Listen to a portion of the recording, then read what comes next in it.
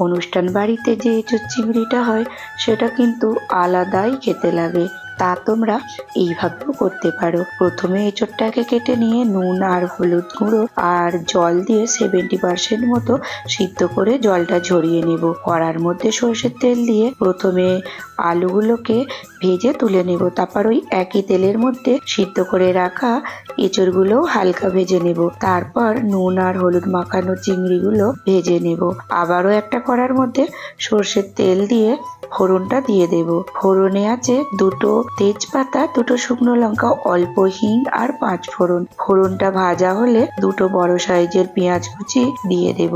তারপর পেঁয়াজটা ভালোভাবে ভাজা হয়ে এলে আদা রসুন বাটা দিয়ে ভালোভাবে কষিয়ে নেব। আদা রসুন বাটাটা কষানো হয়ে এলে দুটো টমেটো বাটা দিয়ে আবারও একটু কষিয়ে নেব। মশলাটা কষানো হতে হতে একটা বাটির মধ্যে নিয়ে নেব 2 চামচ জিরে গুঁড়ো, 1 চামচ কাশ্মীরি লঙ্কার গুঁড়ো, 1 চামচ হলুদ গুঁড়ো, 1 চামচ লঙ্কার গুঁড়ো। জল দিয়ে ভালোভাবে মিশিয়ে নিয়ে কড়ার মধ্যে দিয়ে দেব।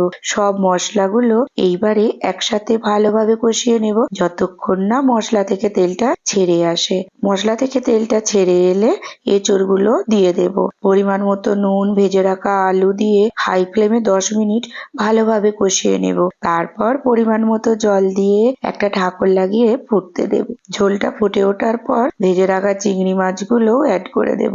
তারপর একে একে গরম মশলার গুঁড়ো, ধনেপাতা কুচি আর ঘি দিয়ে চুলাটা বন্ধ করে দিলেই আমাদের অনুষ্ঠান বাড়ির মতো এঁচোড় চিংড়ি রেডি হয়ে যাবে। ভালো থাকবে আর সুস্থ থাকবে।